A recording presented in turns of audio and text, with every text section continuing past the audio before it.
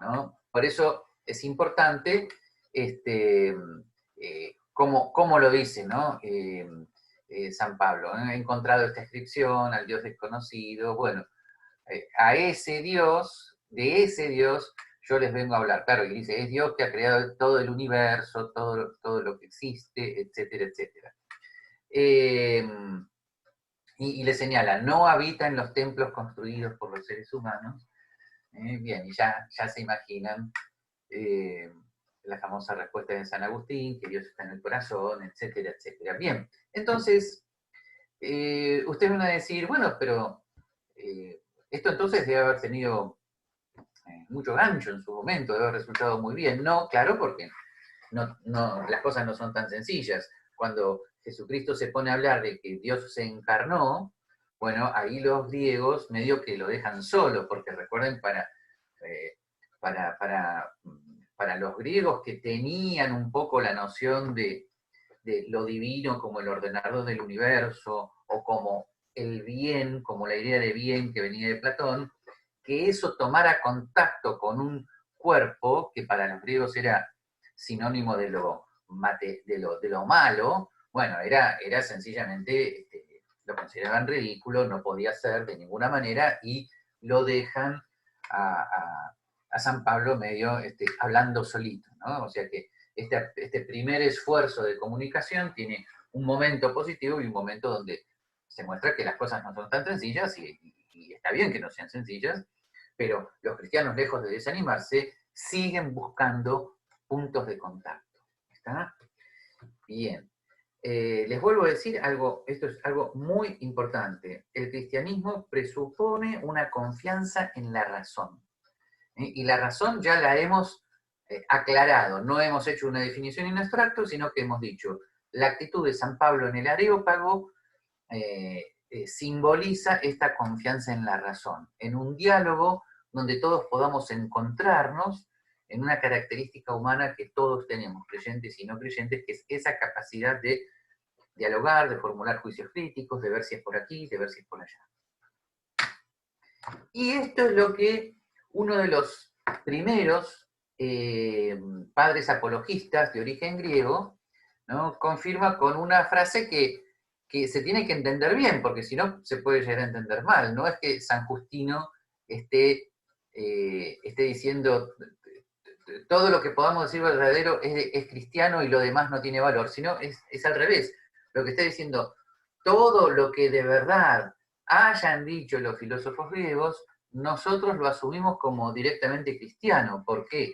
Porque la verdad entendida como las verdades que los seres humanos podamos afirmar son participaciones limitadas en la verdad absoluta que es Dios. Esta noción de participación, recuérdenla siempre, las cosas buenas están participando del bien absoluto, las cosas verdaderas están participando de la verdad absoluta, las cosas bellas están participando de la belleza absoluta, o sea, todo lo que es verdadero, bueno, bello, está participando de Dios mismo sin que esto implique panteísmo, recuerden, porque ese Dios, que es causa de lo creado, sin embargo no se identifica esencialmente con lo creado. De todos modos, entonces vuelvo a insistir, esta expresión de San Justino de alguna manera conforma la actitud que casi toda la patrística griega y latina entre los siglos I y IV después de Cristo va a tener con respecto a la filosofía griega, o sea, una actitud dialógica de encuentro de horizontes, de rescate de todo lo bueno y lo positivo que se haya podido decir. Esto también les muestra lo esencial de la actitud dialógica, ¿no? Es tomar un poquito el núcleo central de lo que el otro está diciendo, y si ese núcleo central es conforme a lo verdadero, entonces distinguirlo de otros aditamentos que pueden ser más contingentes, más históricos, más desechables, ¿no? Bien, entonces, ahora, tomar lo que de verdad tenga la filosofía antigua es asumir esa filosofía. Ahora, ¿qué quiere decir asumir? ¿No? Asumir no quiere decir precisamente, no quiere decir borrar y transformar radicalmente en otra cosa, como si fuera un truco de magia. Asumir no es convertir una piedra en un árbol, ¿no? La piedra no está asumida por el árbol si la piedra se convierte en árbol. En ese caso la piedra deja de ser piedra. No, asumir es ir a la esencia más profunda y elevarlo, elevar esa esencia a su plenitud. Eso es asumir, ¿no? Ustedes van a decir, ¿qué tiene que ver, ¿no? ¿Qué tiene que ver el Schellinger despegando con la filosofía griega? Bueno, es simplemente una imagen de lo que quiere decir asumir, ¿no? Lo que se asume es elevado a su plenitud de verdad.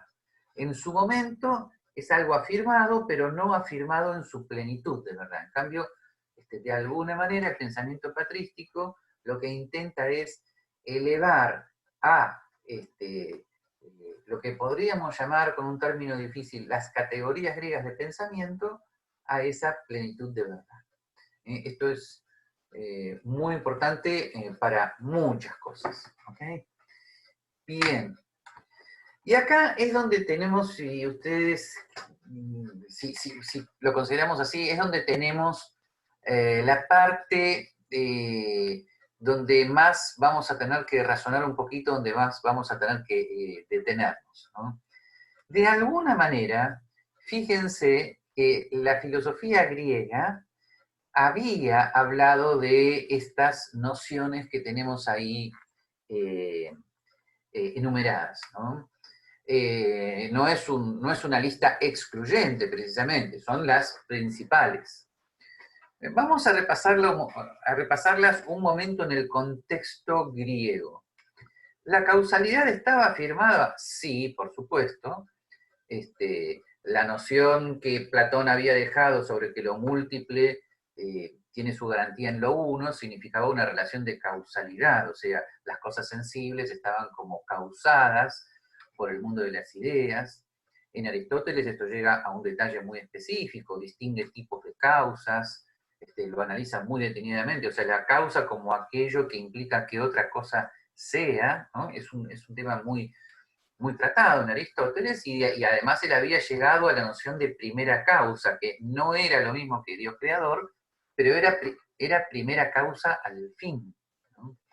La sustancia también, finalmente, esto no tiene que ver con química, la sustancia es finalmente la cosa individual que está existiendo. Esto tiene mucho que ver con esa intuición biológica que tiene Aristóteles de que las sustancias más perfectas son los seres vivientes, que tienen unidad, que tienen un cuerpo viviente, que tienen propiedades, capacidades de operación, ¿no? O sea, Aristóteles veía ahí como la perfección de las cosas que existen y los llamaba las sustancias primeras. El término ahí sustancia no tiene que ver en Aristóteles con nuestra química, aunque tenga que ver con la química de él, ¿no?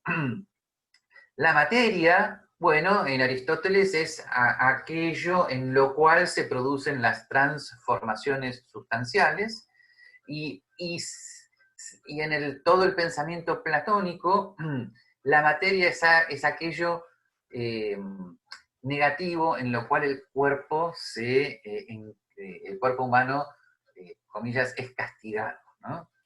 El libre albedrío, bueno, ya les digo, quedó muy dudoso en el pensamiento estoico, bastante afirmado por Aristóteles, que también habla de la casualidad, ¿no? Pero en Aristóteles eso queda como afirmado sin ninguna relación que él hubiera podido concebir con un Dios creador, ¿no? Las ideas, las famosas ideas, recuerden, quedan afirmadas en el pensamiento de Platón como el mundo de las ideas, ¿no? Que de algún modo está causando y está garantizando la verdad de un mundo muy cambiante, muy contingente, como es el mundo sensible, ¿no? El mal en el pensamiento griego en general está asociado con lo material y lo corpóreo. ¿Está? En general. Y la noción de orden también está, o sea, la noción de un especie de demiurgo ordenador de todo el universo aparece desde el principio en la filosofía griega. O sea, hay un orden en el universo, a veces, eh, a veces más detallado, más específico, a veces un poquito menos, pero de alguna manera ese universo físico eh, representa la noción de orden como comillas, un sistema que funciona, ¿no? Bien, vayan anotando las preguntas que haya, aunque esto es, en este momento, es una referencia más histórica a la filosofía griega. Pero entonces, no nos perdamos en el bosque, estábamos diciendo que el pensamiento cristiano lo que hace es no rechazar estas ideas, no combatirlas en nombre de la fe, sino al contrario, asumirlas. Asumirlas como que tienen un núcleo de verdad muy importante y elevarlas a lo que sería su plenitud de verdad. Entonces vamos a comparar, ¿no?, cómo son transformadas estas ideas, ¿no? Entonces, la causalidad es elevada y transformada a la noción de Dios creador, ¿no? No es lo mismo, ¿no?, pero es relacionado con ello. O sea, que cuando el Génesis comienza diciendo en el principio crea Dios el cielo y la tierra, Dios ahí sí aparece, fíjense, como la primerísima causa que pone en el ser en el mundo, ¿no? Pero por supuesto de una manera que los griegos no habían concebido, que es una creación de la nada, ¿no? O sea, no es que Dios ordena una materia preexistente, sino que de la nada es creador, ¿no? Que es un tema que todavía, bueno, que cuesta mucho a la inteligencia humana concebirlo y explicarlo, si bien los teólogos también trabajaron en este punto, ¿no? Entonces, la noción de causa primera digamos, es elevada a su máxima potencialidad conceptual cuando decimos Dios es causa primera de todo el orden creado. Esto, por supuesto, si vamos al final, si vamos a la noción de orden, y esto que voy a decir es muy importante, no implica negar que haya causas, realmente causas, en el mundo creado. Está, o sea, ¿por qué se quema un leño? Bueno, porque se prendió fuego, y eso son causas reales, existentes en el orden creado. O sea, de alguna manera, desde el principio el cristianismo admite que, dado que el universo participa en la racionalidad de Dios, el universo tiene un orden, tiene naturalezas propias que tienen características específicas. O sea, en el cristianismo no hay pensamiento mágico, hay orden, que es diferente. ¿Por qué, de vuelta, por qué el leño se está quemando? Porque vino un espíritu y dijo, abra cadabra, pata de cabra, quémese el leño. No, eso no es pensamiento cristiano. El leño se quema porque se le aplica el fuego, orden natural. ¿Ok? Y usted me dice, pero eso es contradictorio con la fe. No, de ninguna manera, porque ese orden natural está causado en última instancia por Dios. ¿Ven? El fuego sería causa principal de que el leño se queme, pero en relación a Dios es causa segunda, y Dios sería como causa primera, ¿no? Eso tiene mucho que ver con el último punto, que es el tema de la providencia. Bien, lo que Aristóteles había llamado sustancia, ¿no?, como el ser en sí mismo, como la cosa realmente existente, es elevado justamente a una cosa creada. ¿Ah? Las sustancias, o sea, todas las cosas que existen, son cosas creadas por Dios, y muy importante esto, las relaciones entre las sustancias también. No es un mundo atomizado de sustancias individuales sin relación, sino que es un mundo, como dijimos antes, ordenado, ¿no? Fíjense, ahora que estamos tan sensibles al tema ecológico, un perfecto ejemplo de orden entre las cosas creadas, ¿está? O sea, vamos juntando Dios creador, providencia, con las cosas creadas. O sea, donde Aristóteles decía sustancia primera, que era como lo máximo en la creación, perdón, en el universo físico, el cristianismo diría lo creado, las cosas creadas. Una modificación muy importante también es la noción de mundo físico. El mundo físico es bueno en sí mismo para el cristianismo. La confusión viene tal vez del dogma cristiano del pecado original, ¿no? Por el cual hemos perdido ciertos dones originarios que nos protegían, vamos a decirlo así, de las inclemencias del tiempo, ¿no? Entonces, hemos sido arrojados al mundo, sí, pero no por eso el mundo físico es malo, sino que sencillamente ahora no tenemos los dones que Dios nos daba en la situación de justicia originaria. Y a su vez el cuerpo humano es en sí mismo bueno, y todas las pasiones humanas son en sí mismas buenas. ¿Está? Ahora que nuestra inteligencia, nuestra voluntad y nuestros apetitos sensibles, irascibles, etcétera, etcétera, etcétera, puedan no ser dirigidos a sus fines propios, es fruto del pecado original. Pero el cristianismo no es estoicismo, no es que las pasiones son malas, como había afirmado el estoicismo, sino que en todo caso, como fruto del pecado original, no están direccionadas a su fin específico. Los psicólogos que me escuchen, ahí la veo a Susana, sabrán la importancia fundamental que esto tiene para la concepción psíquica del ser humano. Bueno, o sea, el mundo físico es bueno en sí mismo, el cuerpo humano es bueno en sí mismo. Esta es una transformación conceptual muy importante. Y el tema de la libertad, nada más ni nada menos que la libertad, ¿no? Que no solamente los teólogos cristianos lo elaboran conceptualmente, ¿qué quiere decir el libre albedrío? Sino la relación que se va dando entre el ser humano y Dios es una relación personal, paternal, al principio muy paternal. En el Antiguo Testamento Dios es un Dios que va educando lentamente a su pueblo elegido, tolerándole muchas cosas, y es un Dios como que celoso, como que se enoja, ¿no? Hasta que finalmente se produce la revelación total de la naturaleza divina, ¿no? Pero siempre la relación entre Dios y el ser humano es una relación de libertad. No porque Dios le diga al ser humano todo lo que hagas libremente es bueno, sino porque Dios es un Dios que está invitando permanentemente al ser humano al bien y le deja la opción. Eso es fundamental. Siempre hay esa relación de libertad. Lo cual no quiere decir que nuestras opciones libres sean todas correctas. El tema de las ideas, fíjense, de las ideas que estaban en el mundo de las ideas, es un tema que es transformado y elevado a la noción de que Dios creador es un Dios que tiene una inteligencia infinita en cuanto a su capacidad de concebir cosas para crear, ¿no? Y de alguna manera, como todo lo que está creado y todo lo que puede ser creado está en Dios, ahí tenemos el mundo de las ideas, ¿no? No es que Dios sea una enorme circunferencia llena de ideas, ¿no? Dios no es eso, pero sí es una capacidad infinita de concebir mundos.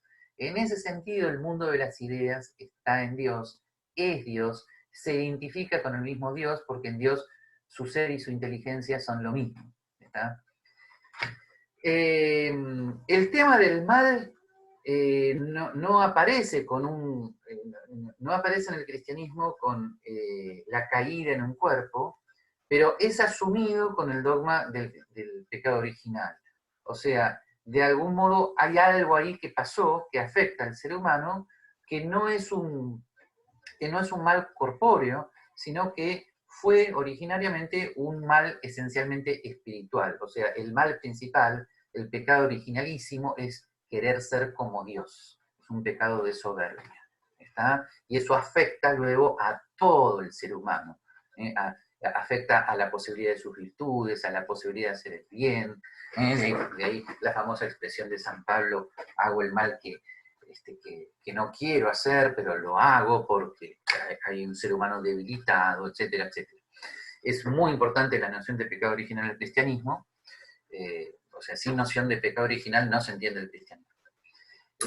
Y la providencia, un poco ya hemos visto. O sea, es un Dios creador, pero no es un Dios creador de meros títeres que dependen de los hilos de Dios, no, es un Dios creador de cosas que son causas verdaderas de otras cosas, ¿no? O sea, para decirlo más concretamente, si la respuesta no biológica, pero sí filosófica de por qué un tigre corre al cervatillo para cazarlo, la respuesta es porque es un tigre, porque en su naturaleza está correr de ese modo, porque su naturaleza es causa de sus capacidades de locomoción, de olfato, de visión, porque en su naturaleza está comerse el cervatillo, porque en la naturaleza del cervatillo está escapar del tigre, y así sucesivamente por millones de seres vivientes que tienen el orden ecológico.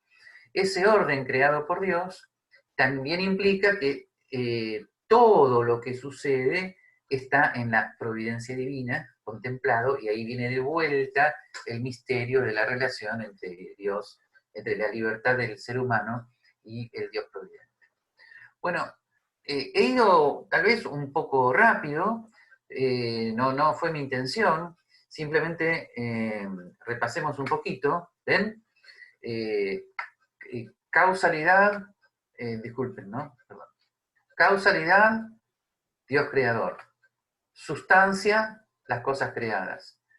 Materia, mundo físico creado que es bueno en sí mismo. El libre albedrío es elevado al diálogo entre Dios y la libertad del ser humano. El mundo de las ideas es elevado a la noción de una inteligencia infinita en Dios. El tema del mal es elevado a la noción de pecado original, y el tema del orden tiene que ver con el tema de la providencia, ¿no? Bueno, podría haber más elementos, desde luego, pero con estos yo he tratado de sintetizar los principales. Y recuerden lo que aquí está sucediendo, por eso es tan importante la noción de diálogo. Lo que está sucediendo es esto, ¿no? Todo lo que de verdad había en esas nociones es elevado a su máximo significado de verdad. ¿Está? O sea que de alguna manera el encuentro entre el cristianismo y la filosofía griega se da porque había en esta última algo que no era como totalmente verdadero, pero estaba ahí como incoado, ¿no? Ok, bien. Seguimos adelante.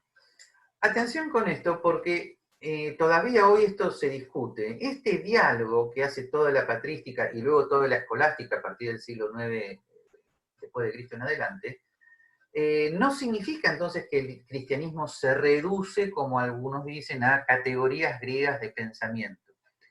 En mi opinión es al revés. Lo que se produce es que todo el helenismo es cristianizado, es reconvertido.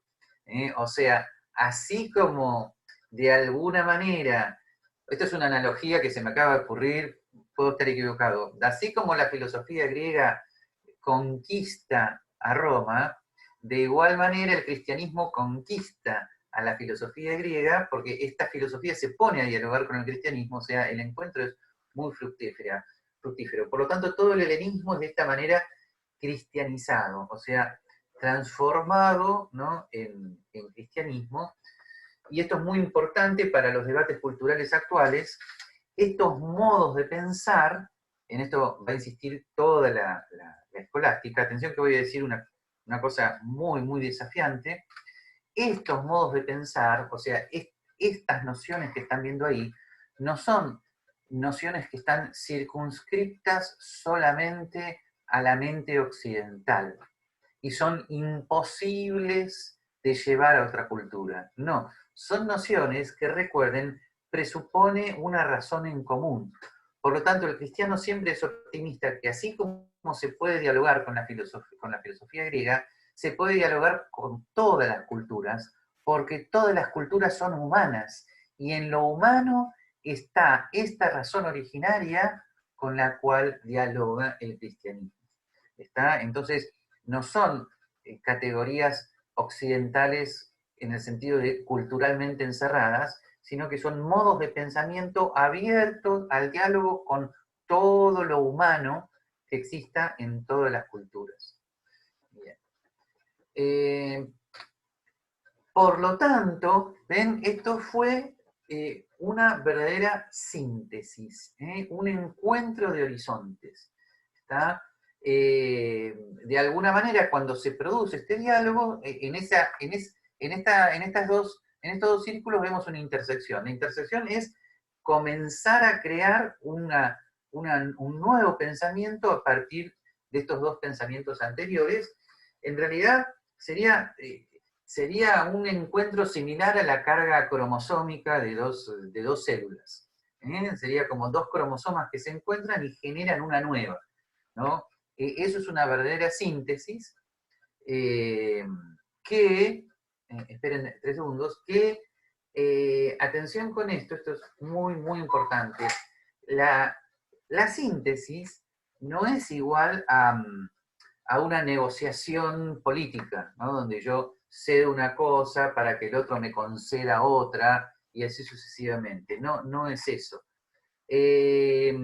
Tampoco la síntesis es igual a un armisticio, ¿no? Donde, bueno, llegamos a un acuerdo para no seguirnos peleando, pero seguimos en desacuerdo. Menos aún la síntesis es elevar un muro entre dos casas, donde los habitantes de las casas se pueden odiar, pero bueno, hay un muro que mantiene más o menos la paz, porque el odio siempre quiere cruzar el muro y pelearse con el otro, etcétera, etcétera, ¿no? Y la distinción que también quiero hacer, esto es muy, muy importante, es la síntesis no es igual a sincretismo. El sincretismo es poner todo junto de manera incoherente. El mejor ejemplo que tengo para sincretismo, algo que la música es siempre un ejemplo que todos pueden entender, cuando los instrumentos de una orquesta se ponen a afinar antes de dar el concierto, fíjense que hay toda una serie de sonidos incoherentes, ¿no? Que estamos escuchando, pero que no conforman ninguna melodía, ningún encuentro de instrumentos, o sea, cada uno está afinando por su cuenta, ¿no? Y ahí escuchamos cualquier cosa, ¿no? Bueno, un encuentro incoherente de sonidos. Bueno, muchas veces, ¿sabes? Cuando se quieren como apurar el diálogo, se pueden llegar a producir no síntesis, sino sincretismos. ¿Está? O sea, eh, este, vuelvo a decir, como encuentros incoherentes, ¿no? En cambio, la síntesis es cuando todos los instrumentos se ponen a tocar armónicamente, conformando una sonata, un cuarteto de cuerdas, una orquesta sinfónica, etcétera, etcétera. Y ahí en ese encuentro de instrumentos se produce una síntesis. Así que la síntesis son voces, son resultados de voces que de alguna manera se han encontrado en una voz en común. Esto es muy importante para toda la teoría del diálogo y para entender el origen de la cultura occidental, porque entonces a partir del encuentro de síntesis que se da entre Roma, Grecia y el judeocristianismo, se produce una cultura, que es la cultura occidental, pero atención, no es una cultura que lleve directamente al etnocentrismo. Es una cultura que lleva a la búsqueda de encuentros con el otro. O sea, el occidental, al heredar la confianza en la razón que tienen los griegos y los cristianos, el occidental es explorador. Es una característica que se nota en toda su cultura. Fíjense, Marco Polo, etc. O sea, el occidental quiere ir, salir, ver, es exotérico, es predicador, va y explica. A veces es demasiado pesado, pero o lo hace mal, o lo hace por la fuerza, que está muy mal, pero va y explora, ¿no? El padre Ismael Quiles, el gran explorador de la cultura asiática, porque todo esto que el cristianismo hizo con la antigua Grecia, tenemos que todavía hacerlo con el pensamiento hinduista, sintoísta, etcétera, etcétera. El padre Quiles es uno de los mejores dialogantes entre el cristianismo y la cultura oriental. Contaba que cuando él iba a los monasterios budistas, él hacía muchas preguntas y lo trataban muy bien, le respondían con mucha amabilidad, Pero atención con esto, los monjes a él no le preguntaban nada. Esta es una característica cultural muy interesante, y no es que estuviera mal, o sea, sencillamente no hay en otras culturas ese ímpetu de exploración. Ese ímpetu de exploración tiene confianza en la razón y entonces no es etnocéntrico, sino que intenta siempre, ¿no?, llegar a lo humano de todas las demás culturas. Desde luego, nunca por la fuerza, ¿no? Tema delicado, ¿no? Bien. Por lo tanto, de alguna manera, si somos coherentes con lo que hemos dicho, la filosofía antigua de alguna manera vive hoy en el cristianismo, pero no como dos círculos concéntricos separados, por eso puse las flechas para los 4 costados, sino como algo que se expandió a su máxima plenitud y se ha transformado en cristianismo, sin traicionarse a sí misma, sin dejar de tener esas ideas originarias, centrales, que tenían la potencialidad de ser elevadas a el dinamismo del pensamiento cristiano. O sea, para que se entienda bien este cuadrito que me inventé, no es que la filosofía antigua esté ahí como encerrada, formando otra cosa, sino que está ahí como expandida, convirtiéndose en el cristianismo. Y las flechas tampoco implican que se esté forzando la cosa, que estemos como estirando algo, sino que sencillamente las ideas griegas, al entrar en contacto con la revelación cristiana, por la labor de la patrística, ellas mismas se expandieron. El único sistema filosófico posterior, después de Cristo, que siguió siendo netamente griego y que no quiso entrar en diálogo con el cristianismo, fue el neoplatonismo del siglo II después de Cristo, con un gran autor que se llama Plotino. Pero, sin embargo, San Ambrosio y San Agustín eran importantes neoplatónicos y ellos a su vez cristianizaron este pensamiento neoplatónico. O sea que a pesar de que no hubiera sido la intención de Plotino, él también fue finalmente cristianizado, ¿no? Posiblemente alguno que le guste Viaje a las Estrellas me va a decir, pero entonces los cristianos son como los Borg, que asimilan. Bueno, no es exactamente el caso. Pero sí tiene que ver con lo que los capitanes de Viaje a las Estrellas dicen, para explorar, para ir a mundos que nadie ha ido todavía. Bueno, la cultura judeocristiana tiene siempre esa pulsión de ir y explorar, de ir y ver, de ir y dialogar, aunque paradójicamente a los golpes hemos aprendido que eso jamás se puede hacer por la fuerza, ¿no? Bueno, muy bien. Entonces, creo que deben tener muchas preguntas anotadas. Dejamos de compartir pantalla, nos vemos todos las caras un poquito, y con la ayuda de Lucila vamos viendo todas las preguntas que pueda haber, comentarios, no solamente preguntas. Si hay algún desacuerdo, bienvenido, porque por algo estamos predicando el diálogo. ¿Está? Así que bien, nos ponemos a hablar entonces, a dialogar. Bueno. Los que quieran hacer preguntas las pueden ir dejando en el chat y así armamos un orden para ir compartiendo las preguntas. Creo que Juan tiene algunas preguntas para hacer. Juan Derquiaga. Sí. Recuerden todos, antes de ir a las primeras preguntas, vamos a hacer lo mismo que hicimos la vez pasada. Les paso nuevamente el PowerPoint para que... perdón, les paso de vuelta el PowerPoint para que vean de vuelta todo lo que hemos visto, ¿no?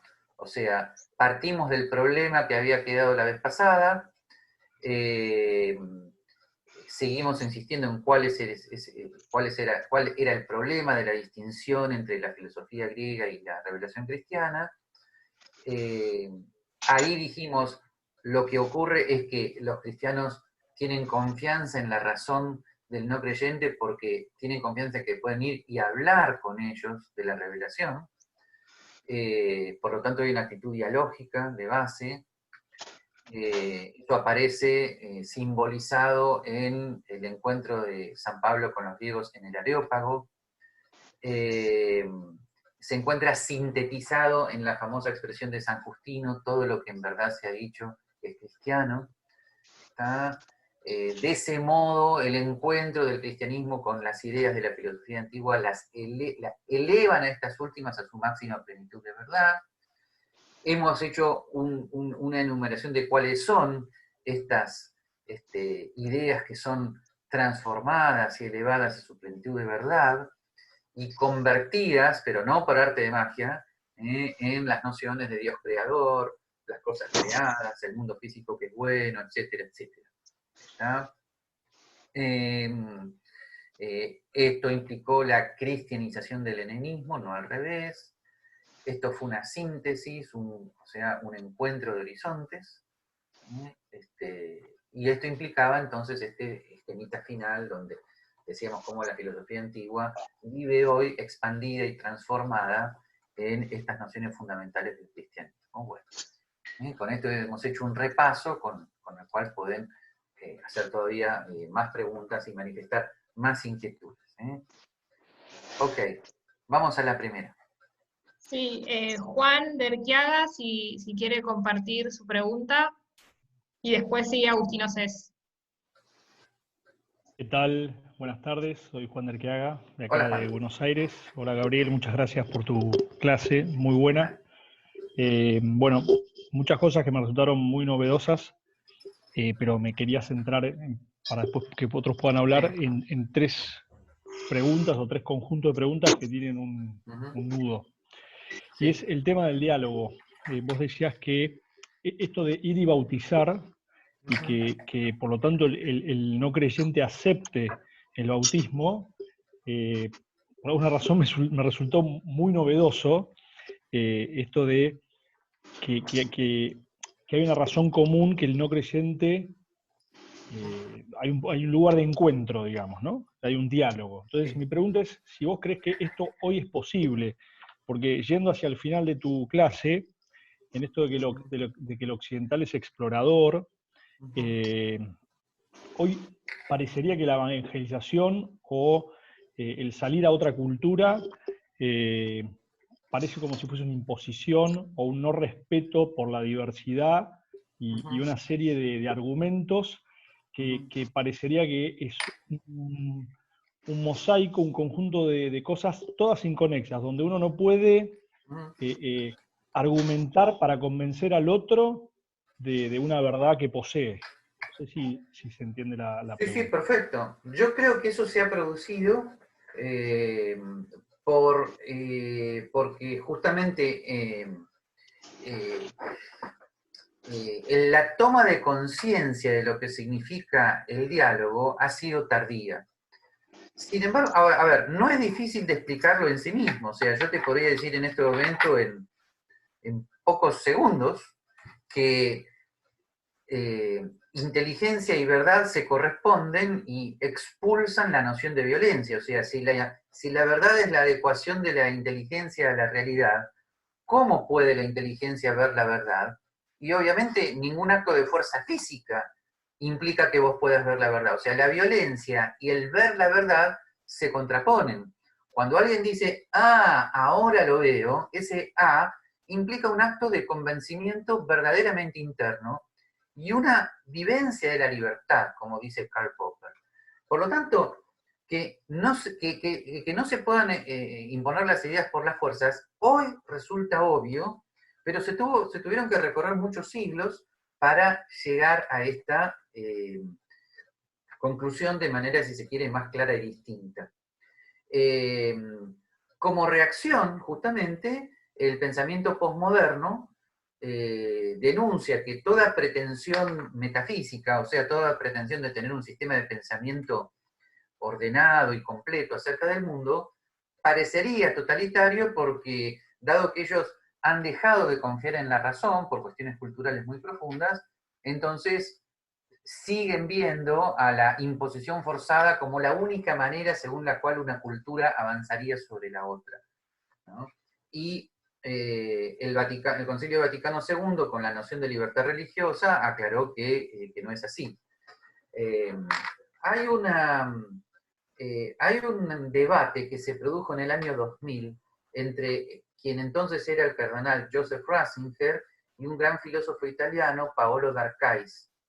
Estaban hablando de la diversidad de religiones y de repente, como quien no quiere la cosa, Ratzinger dijo algo que a él le resulta obvio, porque Ratzinger está totalmente montado en este procedimiento escolástico de diálogo y de asumir la verdad.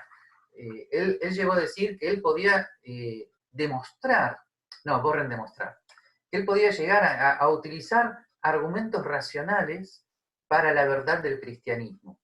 Y ahí Paolo d'Arcais saltó como diciendo, oiga, mire, con todo respeto, cardenal, usted puede ser cristiano, budista, marciano, a mí no me importa, lo que no le acepto es que diga eso. Porque de repente Paolo d'Arcais dijo, ¿cómo se le ocurre decir que me va a convencer de un tema religioso? O sea, el pensamiento posmoderno ha sacado la razón de la religión. Y hemos visto que la escolástica es todo lo contrario, es la máxima racionalidad de la fe. ¿Okay? Así que, ¿qué le vamos a hacer? Lo que pasa es que estamos en una época donde hay que volver a decirlo. Sí. Sí, Juan. Perdón, Juan, ¿quieres agregar algo? Tenés que sacar el micrófono, Juan, para que se te Ahí escuche. está. Entonces, permitime que repregunte, porque si el punto de encuentro es la posibilidad de una razón común con el no creyente, y en la posmodernidad hay una falta de confianza en la razón, no hay posibilidad de diálogo, no hay posibilidad de encuentro. Exactamente, el posmoderno considera que el diálogo religioso es imposible. Ni religioso ni filosófico, nada. Ni nada, absolutamente nada. El posmoderno dice, por eso hice las distinciones al final. El posmoderno en todo caso estaría de acuerdo con un pacto político de no agresión. Porque para él, y en lo cual es importante que valorarlo, para él todos son pequeños relatos coherentes dentro de sí mismos, pero sin ninguna pretensión de verdad o bondad. Por lo tanto, pueden estar los marcianos, los venusinos, los budistas, los católicos, los kirchneristas, los liberales, los partidarios de la tierra plana, los partidarios de la tierra esférica. Todos pueden estar ahí mientras no se peleen, pero ninguno puede intentar argumentar a favor de la verdad. ¿Tá? Entonces,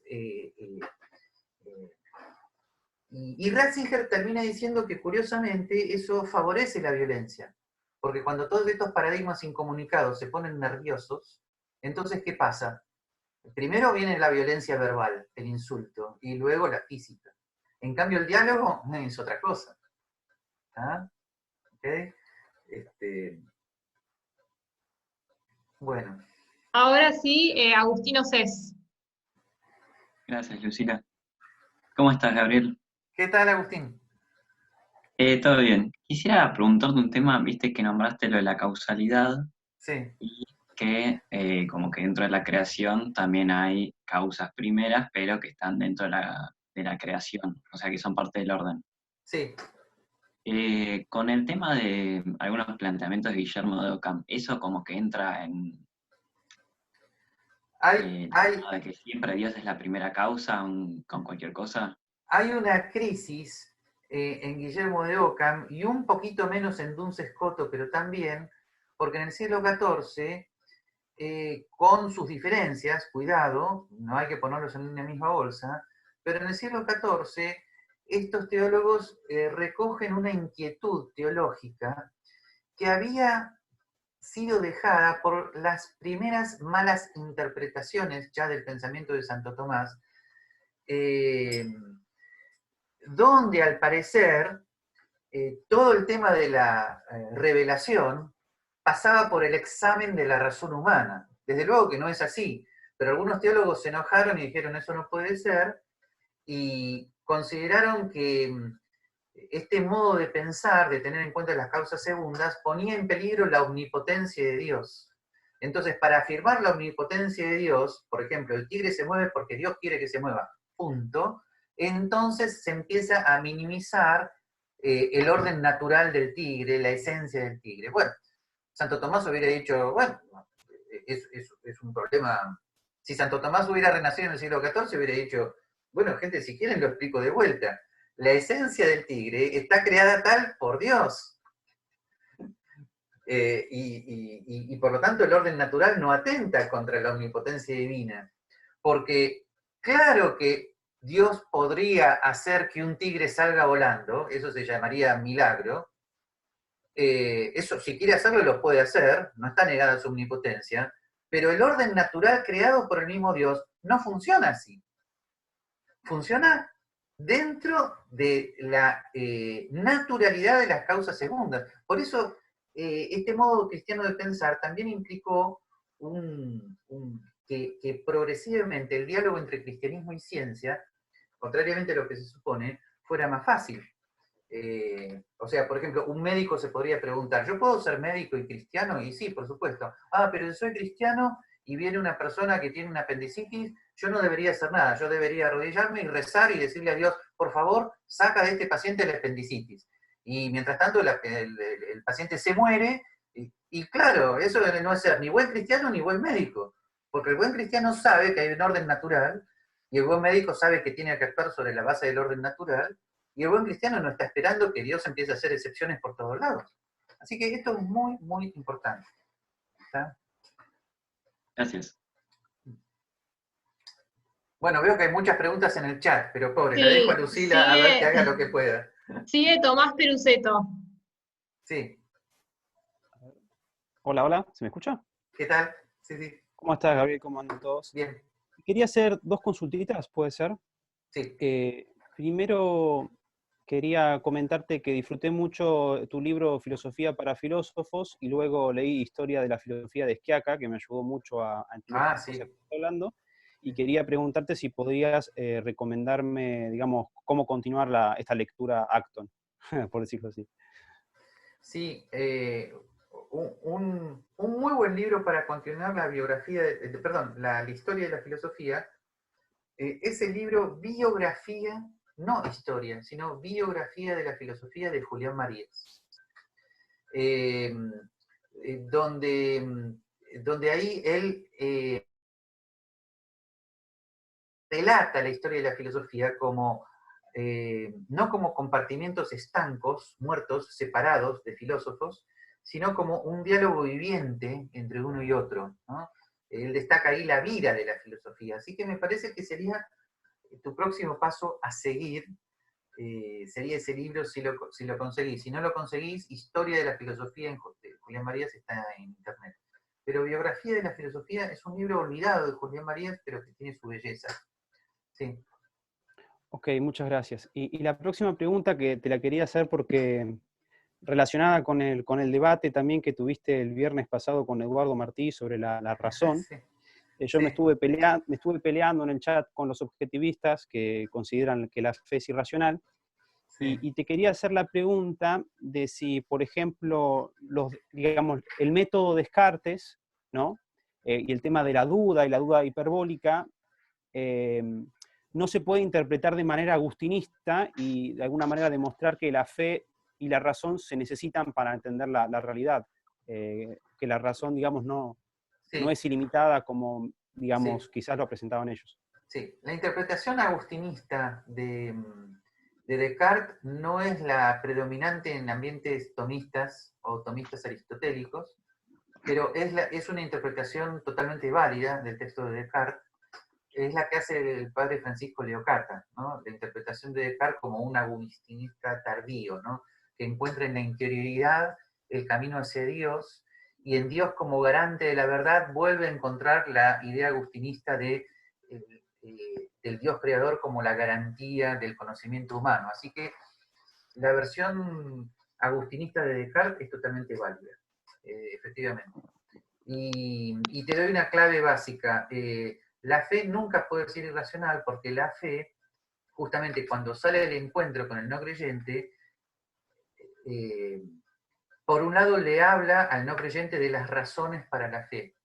Y cuando la fe tiene que defenderse a sí misma de la acusación de ser absurda, explica sus propias razones. Esa es la tarea de la apologética, y la apologética fue el origen de la teología. O sea, los teólogos comienzan a razonar sobre la revelación cuando se defienden de la acusación de ser irracionales. Ahora, estos razonamientos, las razones para la fe, no son razonamientos deductivos y concluyentes, porque en ese caso la fe dejaría de ser fe y se transformaría en el teorema de Pitágoras. No, las razones para la fe son razones que explican que un dogma sea plausible, esto es, no contradictorio o que tenga sentido. Entonces, ejemplo,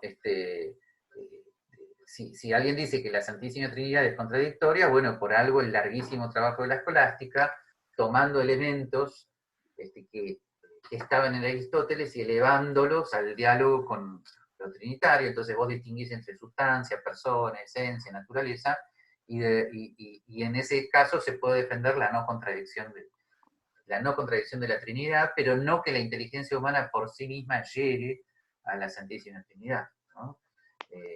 Sí, hay que tener en cuenta que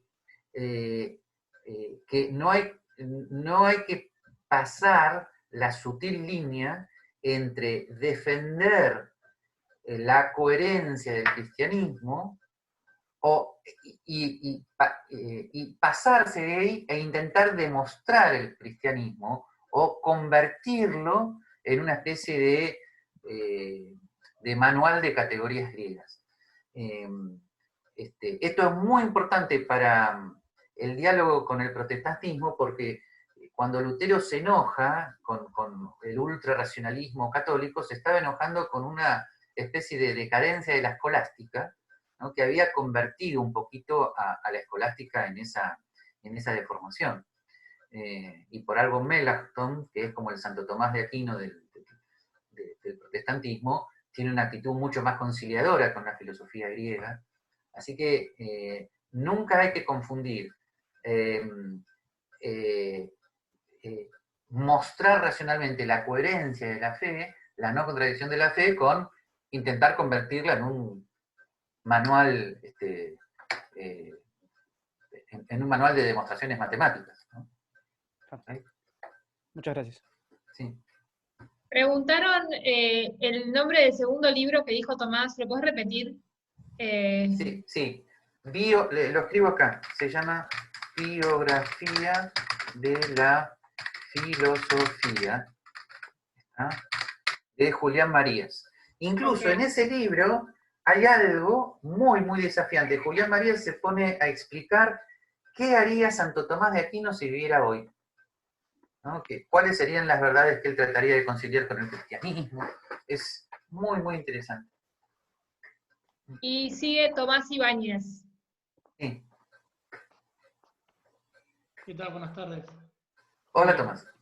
Justo me da el pie para la pregunta que era si Santo Tomás no era justamente el modelo más claro de alguien que había usado este método patrístico de buscar las semillas de verdad en los pensadores, llevarlas a la plenitud con la luz de la fe. Sí. Santo Tomás quedó como clásico justamente porque es el culmen, por un lado, de esa actitud y por otro lado de muchos logros, ¿no?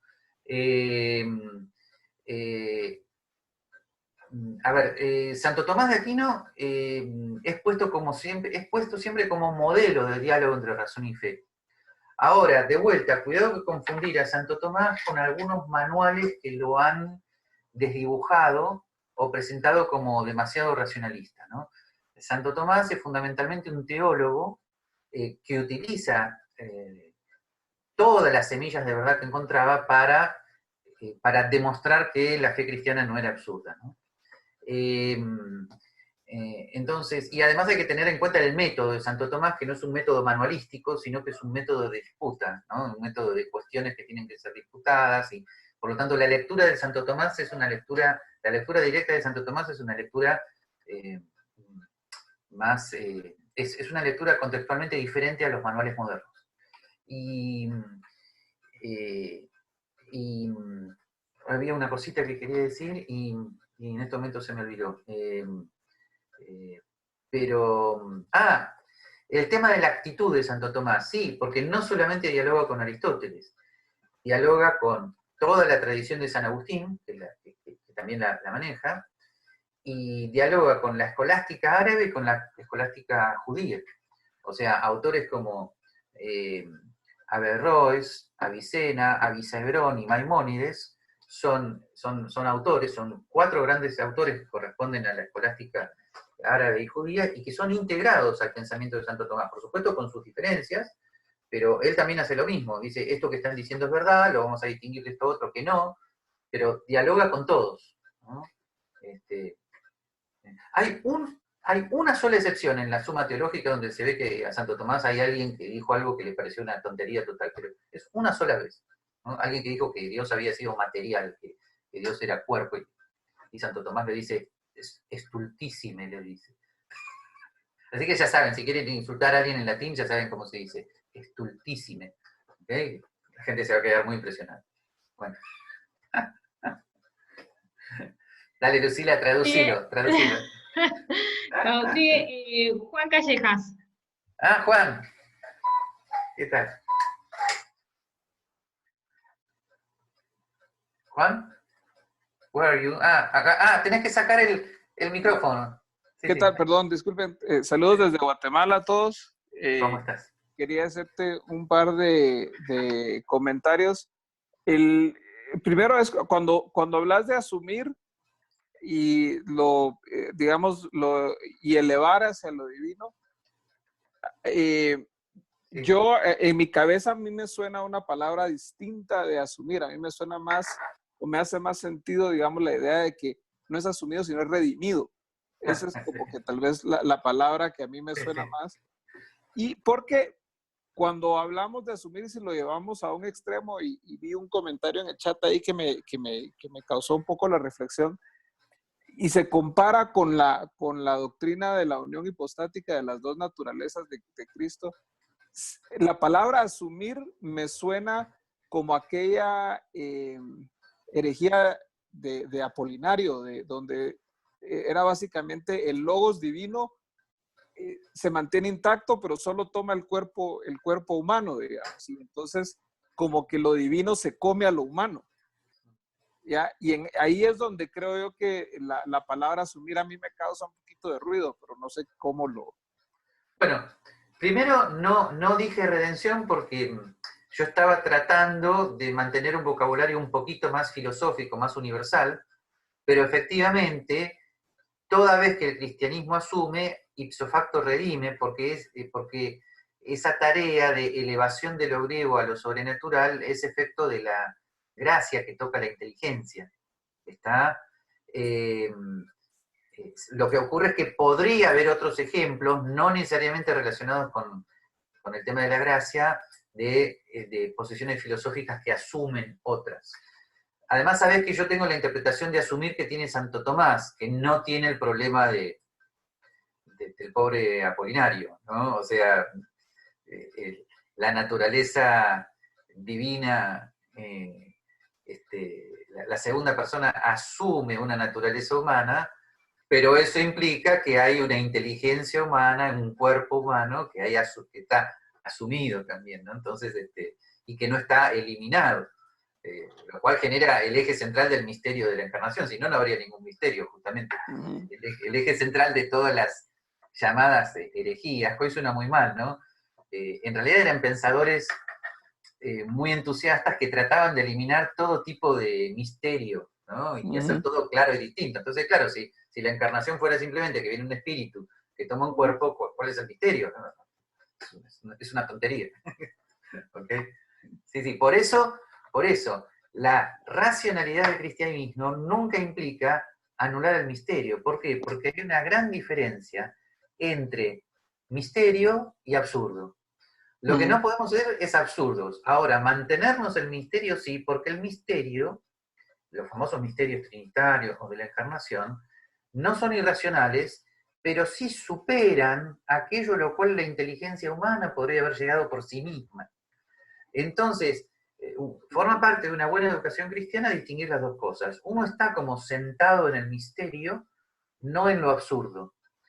Pero el misterio implica habernos dado cuenta que con nuestras propias fuerzas no hubiéramos podido llegar ahí. Por eso, cuando yo estaba hablando de las ideas que deja la filosofía griega plantada, en realidad, en un universo imaginario, donde no hubiera habido revelación, no creo que se hubiera llegado a la noción de creación, como el cristianismo la elaboró, o mejor dicho, o como fue revelado a los judíos. Claro.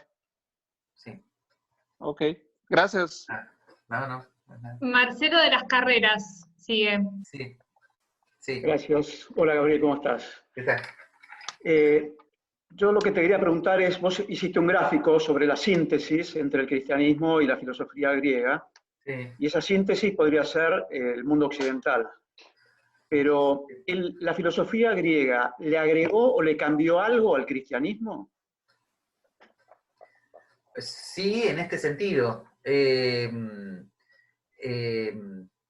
Está muy bien tu pregunta porque de vez en cuando surgen inquietudes teológicas acerca de si el cristianismo no se debería basar directamente en el Antiguo Testamento sin pasar por la filosofía griega. A veces esas inquietudes teológicas están.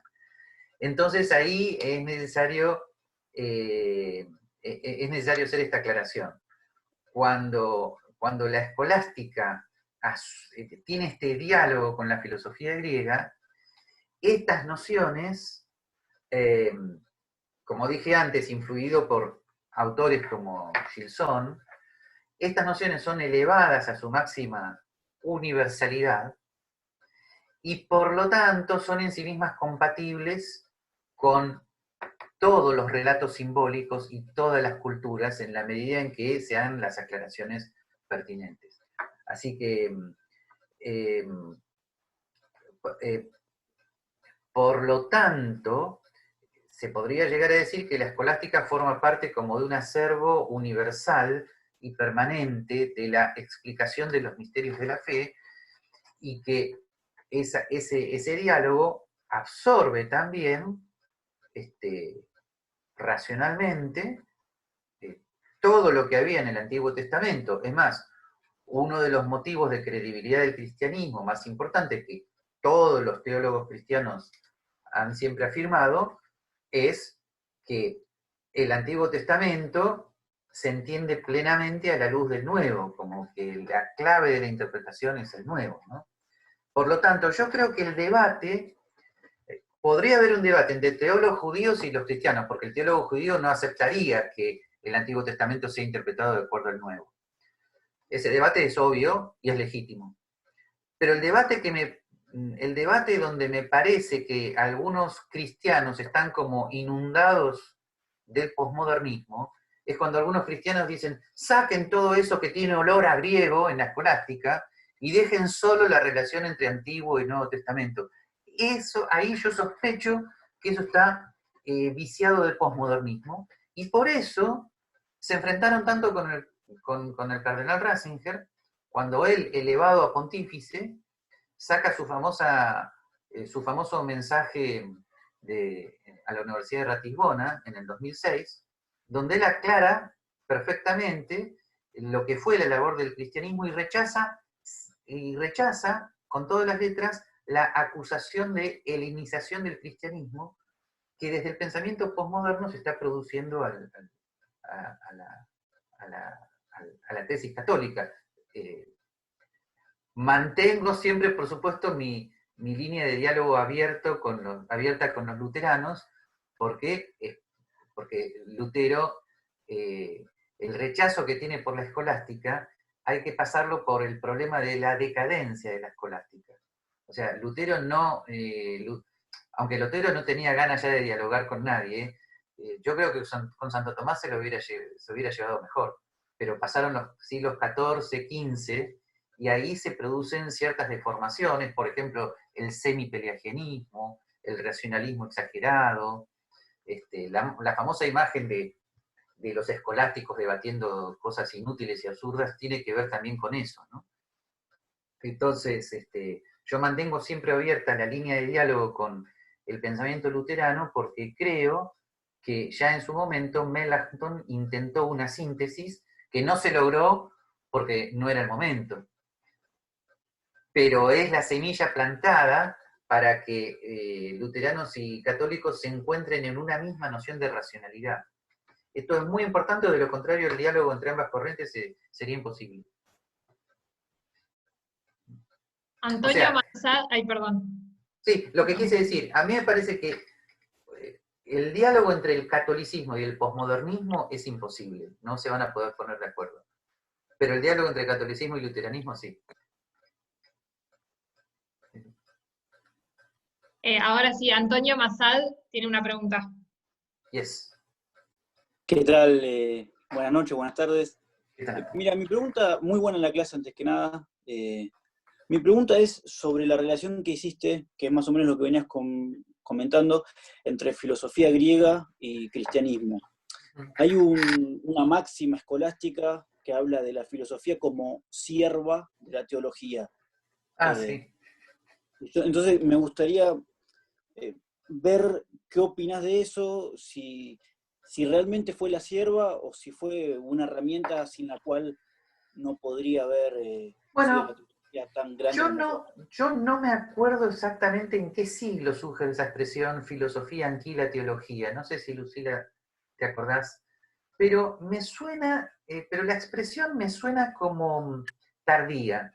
Hay que tener en cuenta que hasta el siglo XIII, los agustinistas, que prácticamente rigieron hasta el siglo XII, y luego Santo Tomás, no hablaban de una filosofía aparte, de una especie de carrera de filosofía aparte. Santo Tomás hablaba de el cristianismo y por el otro lado hablaba de el filósofo, o sea, Aristóteles, y cuando decía la filosofía se refería a la filosofía de Aristóteles. Por lo tanto, es cierto que entonces Santo Tomás usaba la filosofía de muchos, Platón, Aristóteles, para hacer teología, pero dado el contexto que te acabo de decir, eso no implica un tratamiento peyorativo de la carrera de filosofía como un mero escribiente o auxiliar de la teología.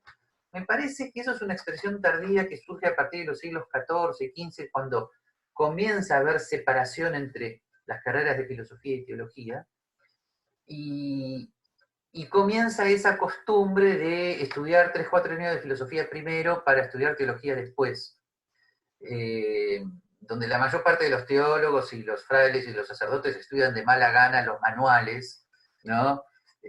Sobre todo manuales así de aristotelismo tomista, más aristotélico que tomista, ¿no? Se mueren de aburrimiento, y bueno, hasta llegar a estudiar lo que más les interesa, que es la teología.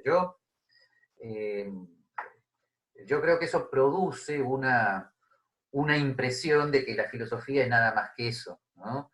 Un terrible manual cuasi aristotélico que me tengo que tragar para luego poder entender las explicaciones de Santo Tomás a lo que se Santísima Trinidad. Bueno, vista así la filosofía, claro, hasta lo mejor que podrías decir que es anquila filosofía y se acabó, pero no ese es el diálogo que una sana mentalidad tomista tiene entre lo teológico y lo cultural. No, la actitud es una actitud de encuentro, donde de alguna manera todo lo que la teología va tocando y dialogando no es minimizado, sino que es exaltado en cuanto a sus verdades y redimido de sus errores. Pero no puede es ser puede ser análogo quizás a lo que era la matemática y la filosofía en la academia platónica. Algo análogo, sí. Algo análogo. Habría que revisar la analogía, pero te la acepto, sí. Sí, nadie entre acá sin antes haber estudiado matemática, sí. Claro. Pero hay que revisar la analogía, pero sí, la aceptamos provisoriamente. Sí. Javier Orlov sigue. Sí.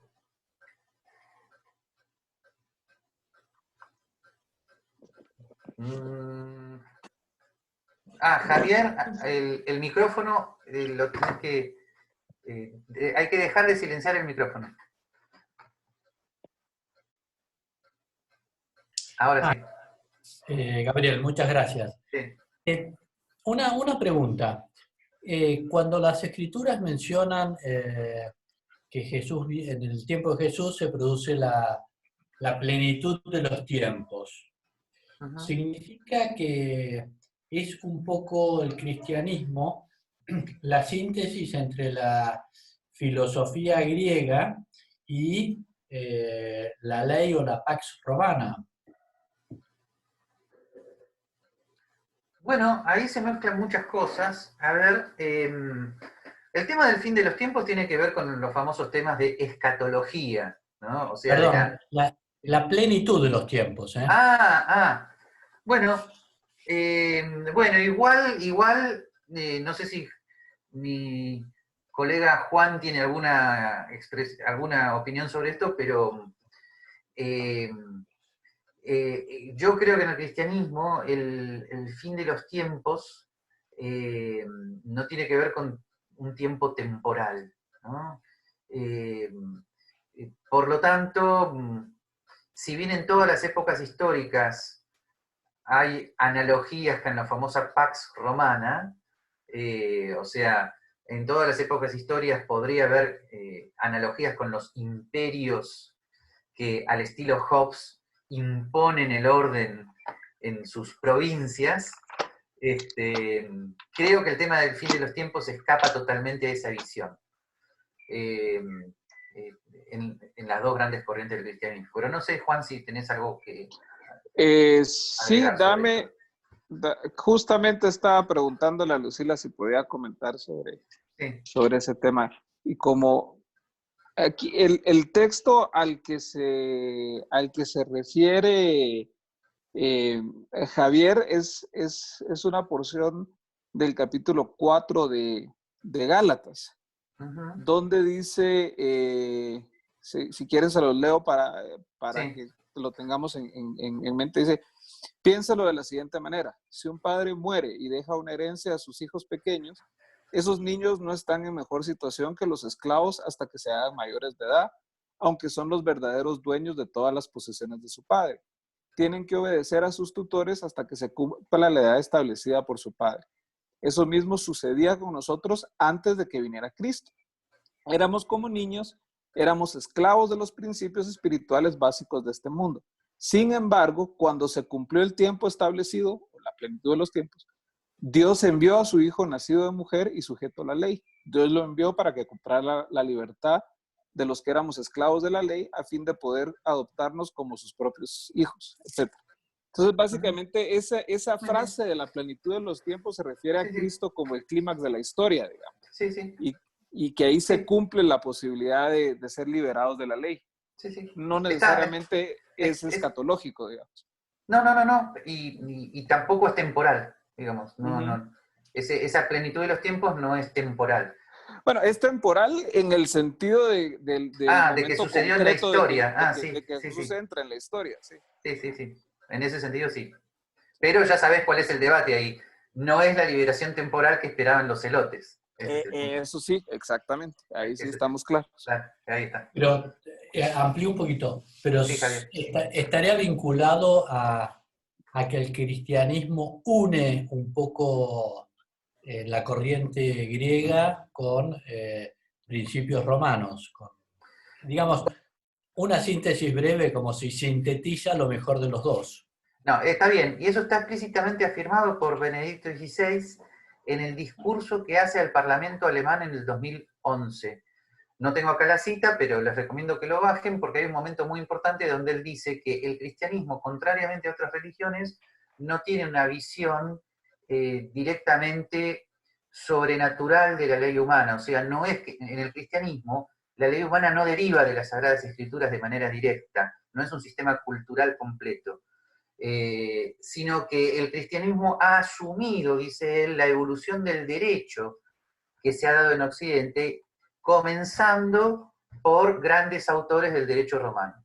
Así que, por lo tanto, sí, efectivamente, el cristianismo también asume lo mejor lo que está incoado, lo que pasa es un tema que yo tengo menos trabajado, pero es análogo. Así como se asumen las nociones filosóficas griegas y se las elevan a una máxima potencialidad de verdad, también se asumen ciertas nociones del derecho romano, o de autores como Tito Livio, Cicerón, etcétera, etcétera, elevándolas a lo que es la ley humana en el cristianismo como una parte de la ley natural, ¿no? Y de algún modo es muy interesante que Hayek tenga la misma impresión sin ser teólogo. O sea, para Hayek, la noción de Estado de Derecho, como protector de la libertad individual, es una noción evolutiva. Está incoada en la noción de isonomía, de libertad bajo la ley de los griegos, se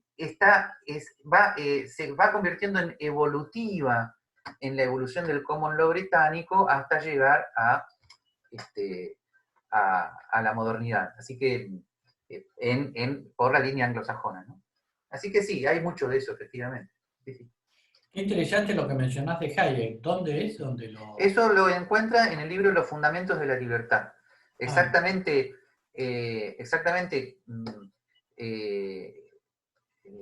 más o menos por los capítulos 10 u 11, donde dice el origen del Estado de Derecho, ¿no?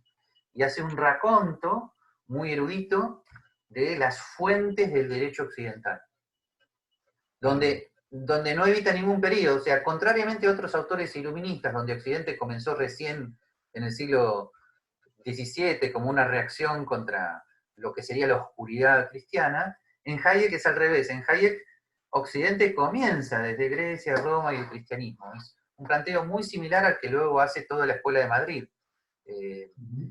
La tesis de que Occidente es Grecia y Roma más lo judeocristiano, pero no como más cuantitativo, sino sintético, esa es la tesis de Ortega y Gasset, Javier Zubiri, Julián Marías. ¿Sí? Vale. Pero no es que descubrieron la pólvora, ¿no? O sea, nada extraño por lo demás. Ok, muchas gracias. Bernardo Prieto sigue. Sí. Hola. Hola. Sí. Hola Gabriel primero. Y a ver, tengo así como dos preguntas, ya que estamos hablando de las transformaciones en la filosofía griega, y es, o sea, ¿de dónde proviene esta noción cristiana de la hipóstasis y de qué categoría griega se desprendería? Porque un poco, y esta sería, digamos, una pregunta subsecuente, ¿existe alguna noción así de sujeto como persona jurídica en la filosofía griega, o es una transformación dada particularmente porque, bueno, existe algo así como una responsabilidad de los actos personales, imaginando, presuponiendo un juicio final inminente? Sí, bueno, ahí te voy a contestar según el trabajo que hace Santo Tomás de Aquino. Muy, muy sintéticamente, él toma la noción de... Él también hace una especie de gran transformación. Hay una noción que en Aristóteles era más bien biológica, que decía, el ser vivo es la hipóstasis, o sea, la sustancia que está debajo, que está llevando las propiedades. Por ejemplo, te diría, el elefante singular y concreto es el que tiene, por ejemplo, cierta cantidad, ¿no? Pesa tanto, mide tanto, o ciertas cualidades, sus capacidades biológicas. Esa famosa diferencia entre sustancia y accidente que hace Aristóteles, Santo Tomás la toma nada más ni nada menos que para decir algo que a Aristóteles ni se le hubiera pasado por la cabeza, ni nada menos que para decir, en Dios no hay accidente, ¿no? O sea, en la noción de persona que se aplica a Dios como lo perfectísimo, como lo absoluto, como la inteligencia y voluntad infinitas, no hay accidente, ¿no? Entonces, y luego lo explica para la Santísima Trinidad, ¿no? O sea, la relación entre las relaciones entre personas, dice Santo Tomás, son relaciones, ¿no?, sustanciales, son relaciones, perdón, discúlpenme los teólogos, son relaciones reales, ¿no?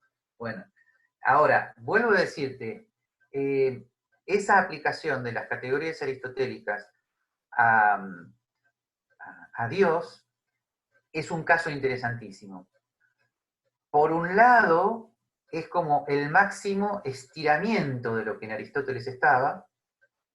Por el otro lado, sin que ello signifique una decodificación aberrante del texto de Aristóteles. Es una de sus tantas posibilidades de aplicación.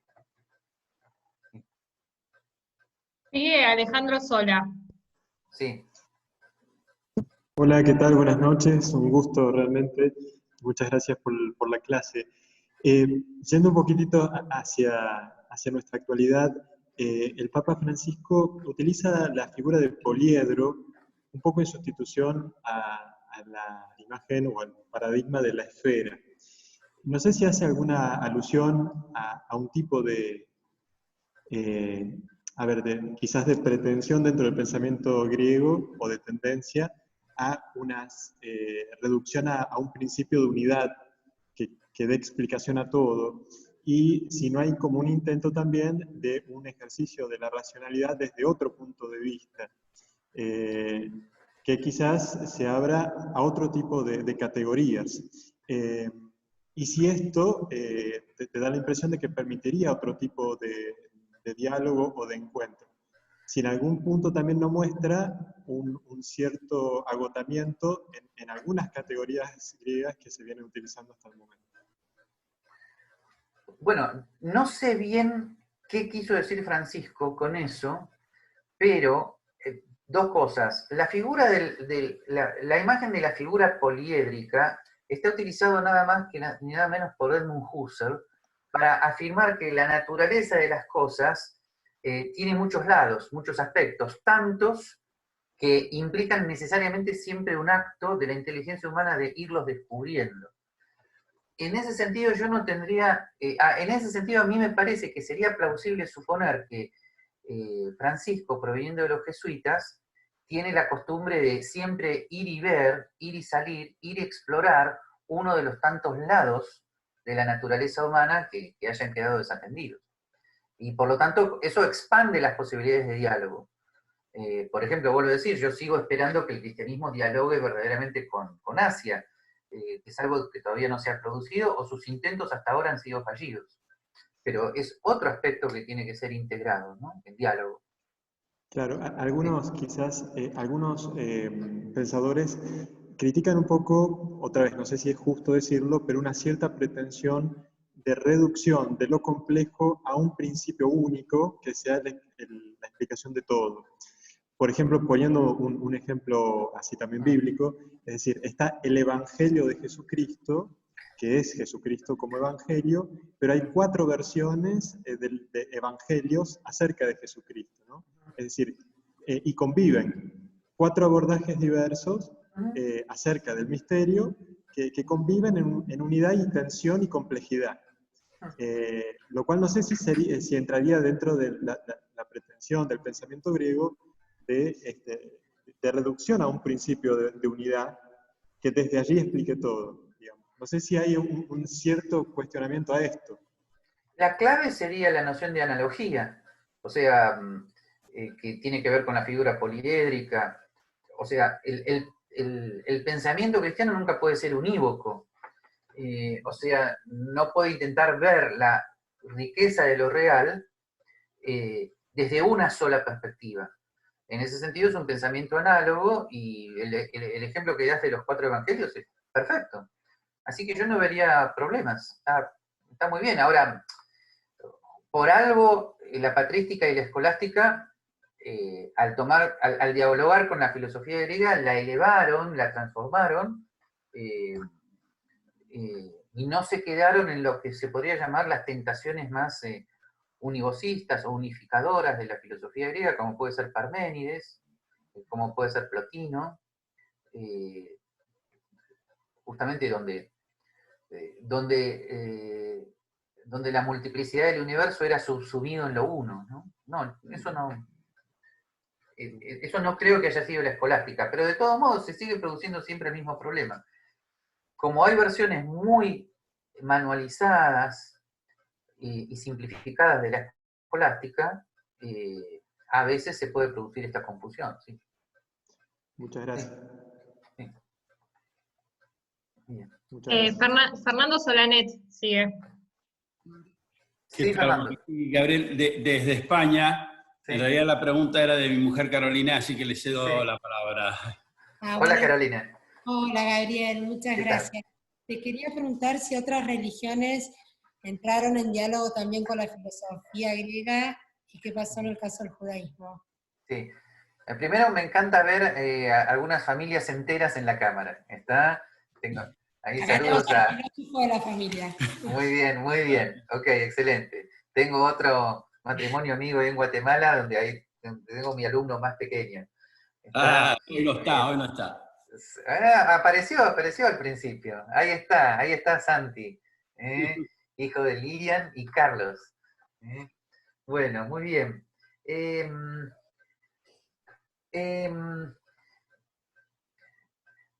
Bien, con temor a errar, diría que en principio, dado que al principio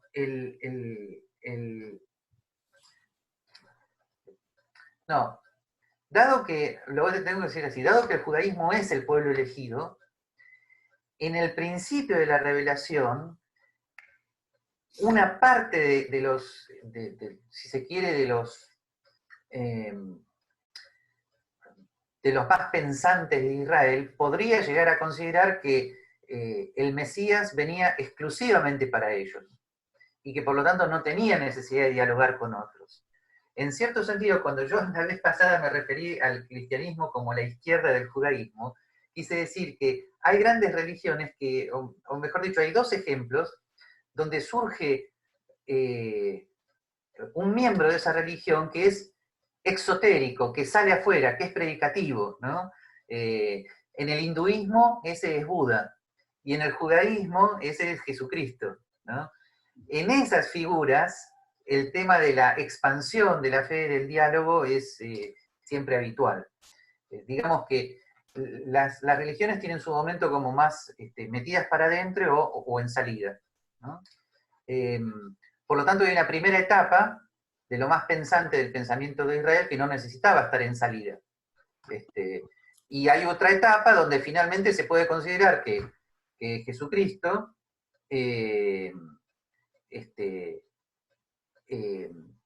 al ser la segunda persona que asume la naturaleza humana, la naturaleza humana asumida es la de un rabino de Israel, que dice, llegó el tiempo de salir.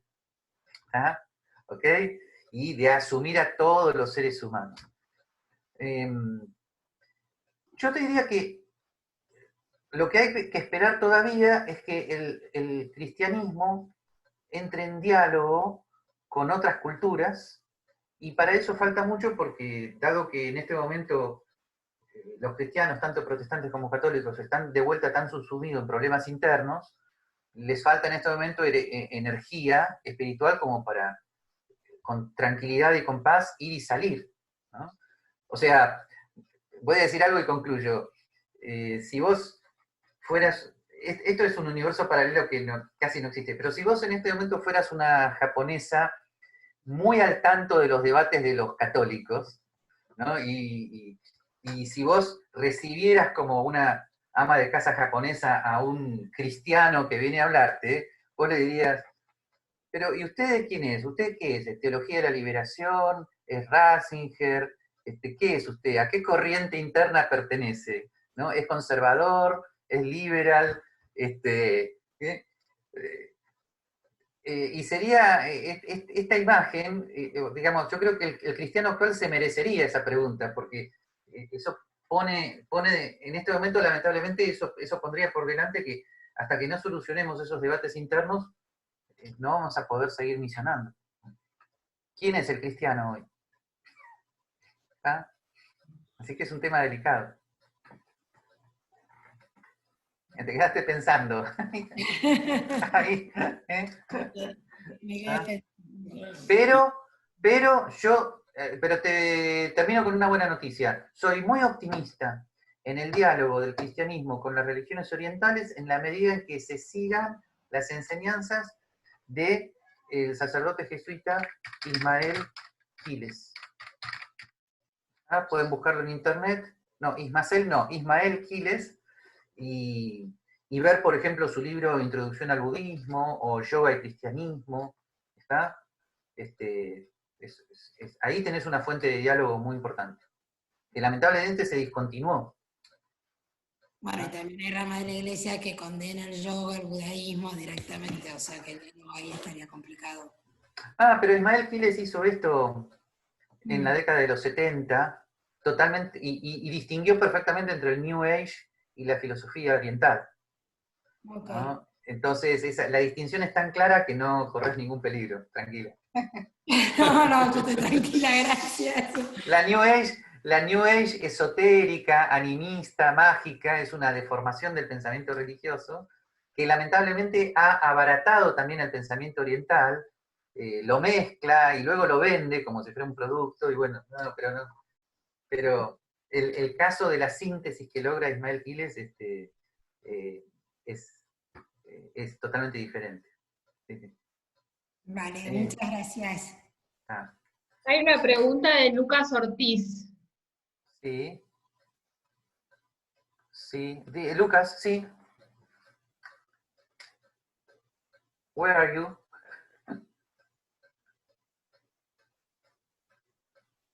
Si no, mientras tanto, Josué dejó una pregunta, pero está bastante relacionada con lo que venías diciendo.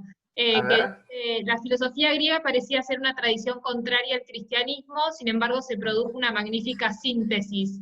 ¿Esto puede seguir pasando hoy día con pensamientos que también parecen contrarios al pensamiento cristiano, por ejemplo, tradiciones politeístas? Bueno, nunca el politeísmo en sí mismo va a ser compatible con el monoteísmo, pero lo que sí puede ser compatible con el cristianismo son ciertas tradiciones que provienen de pensamientos, ya sea budistas o sintoístas, que son tradiciones que habitualmente celebran la multiplicidad y la belleza de la naturaleza, celebran la vida de la naturaleza, celebran, o sea, son tradiciones, si se quiere, más compatibles con esta visión que el catolicismo actual tiene del orden ecológico, ¿no? Entonces, si bien no se puede cristianizar al politeísmo, se pueden cristianizar ciertas tradiciones que exaltan a la naturaleza, como ya estaba en San Francisco, y que son perfectamente compatibles con el cristianismo y con el monoteísmo. Lo que ocurre es que, como siempre, cuando se hacen estos diálogos, hay que tener cuidado de en qué se está pensando cuando se piensa en Jesucristo, en Dios. Son temas más pastorales que hay que tener mucho cuidado. Pero sí, yo creo que se puede. Sí. Bueno, y tenemos una última pregunta, no sé si Juan Derquiaga quería preguntar de nuevo, que sería la última. A ver. No sé Hola. si está Juan. Ahí está Sí, Juan. Juan, sí. En realidad tenía una pregunta y con las distintas preguntas que fueron haciendo me surgió una segunda pregunta, así que yo hago las dos y vos elegís la que querés responder. La pregunta original era en relación a este concepto que es tan novedoso para el pensamiento humano, que es el concepto de la creación. O sea, vos dijiste que dudabas si el hombre, por la sola razón, podría haber llegado a la noción de creación. En ese sentido, hoy la ciencia ha llegado a un conocimiento de la vida que difícilmente podría explicar el origen de la vida sin un diseño inteligente, ¿sí? Pero por una cuestión de prejuicio contra la religión, contra la leyenda negra de que la iglesia está en contra de la ciencia, se ve muy dificultada esta explicación del diseño inteligente para explicar el origen de la vida. De no haber existido entonces la revelación o el cristianismo, ¿vos creés que con los elementos científicos actuales y por la sola razón se hubiese aceptado el diseño inteligente o no? Sí, a ver, en un universo paralelo donde no hubiera habido revelación cristiana, la noción de diseño inteligente podría haber aparecido afirmando que que la casualidad no es el eje central de la explicación de la evolución, sino que hay algo ordenante, hay un logos que de alguna manera ordena, tema al cual los griegos de alguna manera ya habían llegado. O sea, la noción de diseño inteligente no necesariamente tiene que ver con un dios creador, sino con un demiurgo ordenador.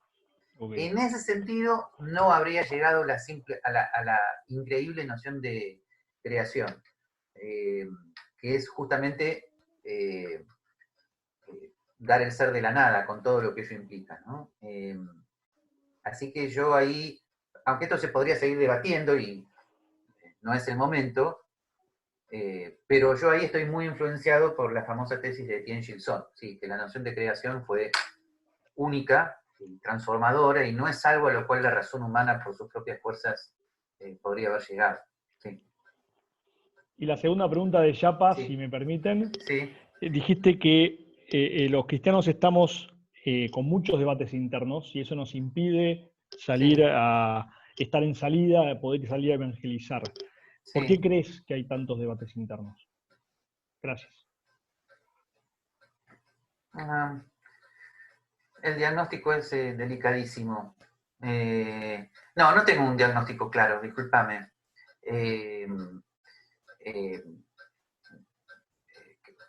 Solamente me atrevo a decir que me parece que